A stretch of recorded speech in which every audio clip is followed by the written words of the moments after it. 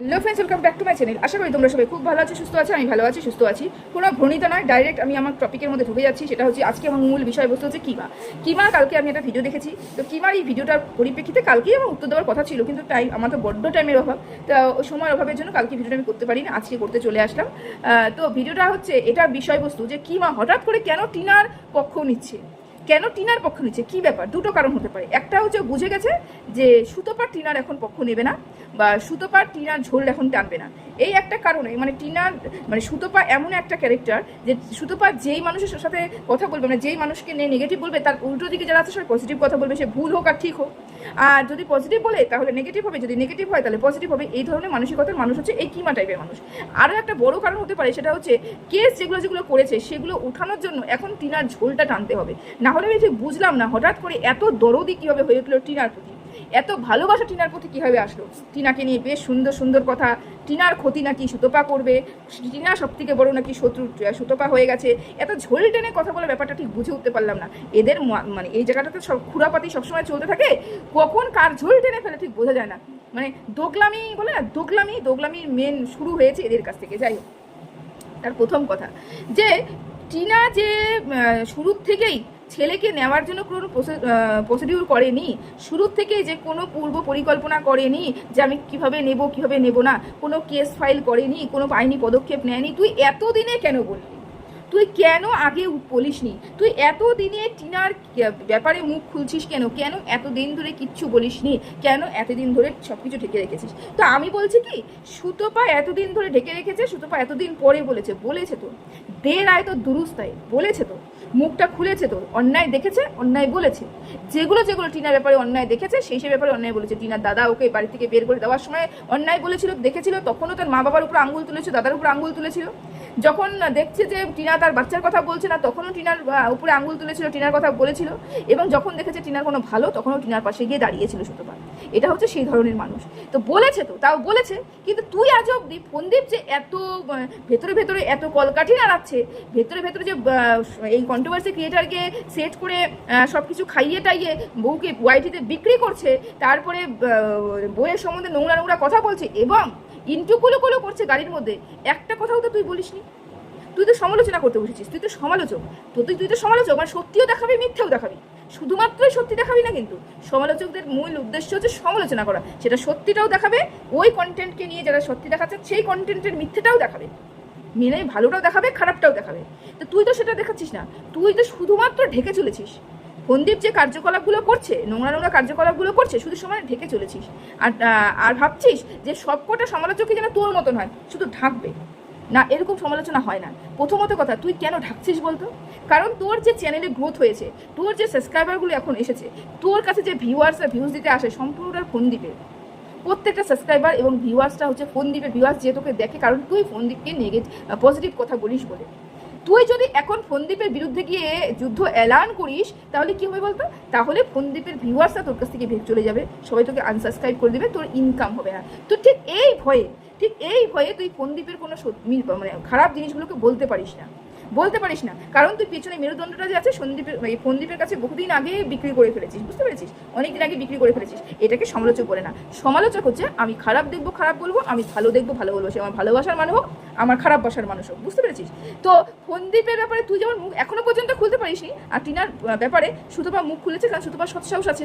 এই সৎসাহসটা ওয়াইটিতে একজনেরই আছে। আচ্ছা, আমি একটা কথা বুঝে পাই না, সুতোপা খারাপ, সুতোপা সবার ক্ষতি চায়, সুতোপা কাউকে পছন্দ করে না, নিজের স্বার্থ বোঝে, নিজে মানে কি বলবো, অ্যারোগেন্ট স্বভাবের, খুব অহংকারী। তাহলে তোরা তো ভালো রে বাবা, তোরা কেন প্রতিটা দিন সুতোপাকে কেন্দ্রবিন্দু করে এতগুলো ভিডিও নামাস?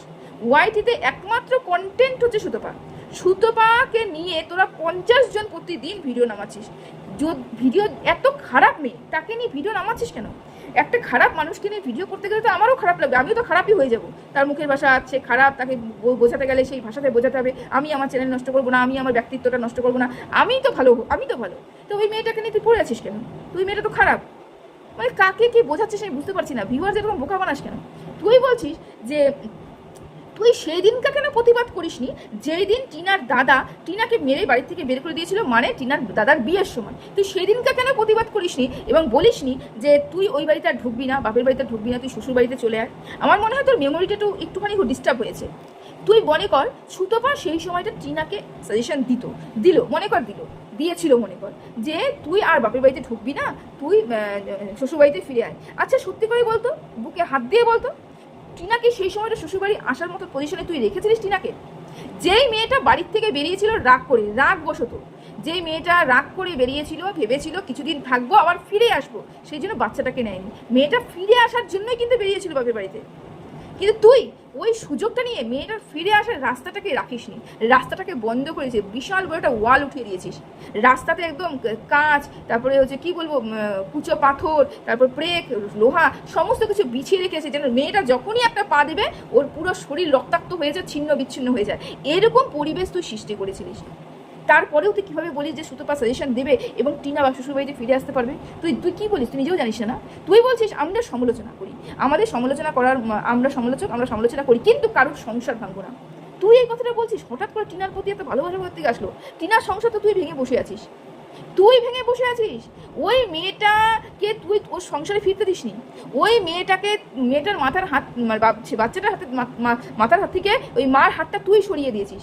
ওই মেয়েটার যেন এই বাড়িতে ফিরতে না পারে, ও তার স্বামীকে দিয়ে নোংরা ভিডিও করেছিস, নোংরা থেকে থাম্বনেল ইউজ করিয়েছিস, আরো কন্ট্রোভার্সি ক্রিয়েটারকে দিয়ে রসদ ছড়িয়ে ওই মেয়েটার নামে নোংরা ভিডিও করেছিস এবং সংসারটা জলাঞ্জলি দিয়ে দিয়েছিস। সংসার আর নেই, সংসারটা ভেঙে ফেলেছিস। আর তুই বলছিস তুই সমালোচনা করবি, অথচ কারোর সংসার ভাঙবি না।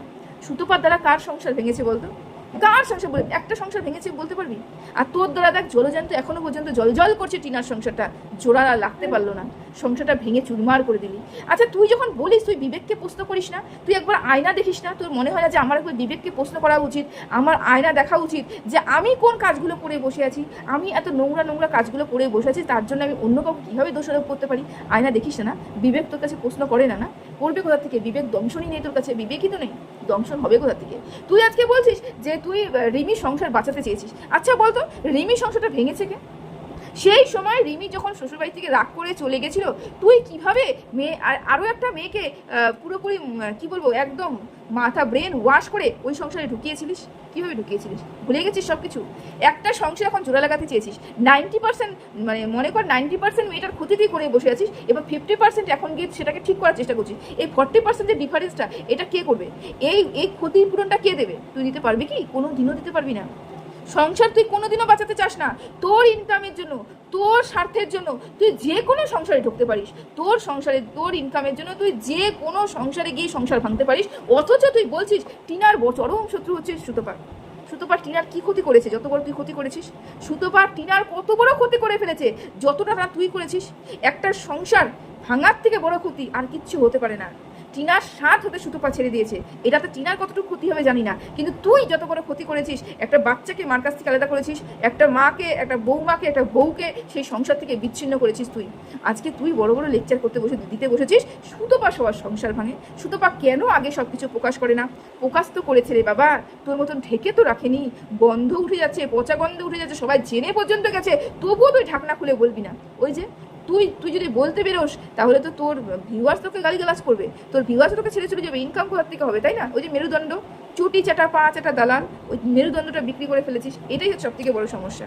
তোরা নিজেদের দোষ কোনোদিনও দেখবি না, অপর পক্ষে কী করছে না করছে সেই দোষটা খুঁজতে সেখানে ঢুকে যাবি, বুঝতে পেরেছিস? যাই হোক, তোকে নিয়ে তুই তো অনেক বড় ভিডিও করিস, অত বড় ভিডিও দেখার ক্ষমতা আমার হয় না, অত নকশা আমি দেখতে আমি পারি না। যতটুকু আমি দেখেছি, যতটুকু আমি বুঝেছি, ওটা নিয়ে আমি আজকে ভিডিও করলাম। সবাই ভালো থেকো, সুস্থ থেকো।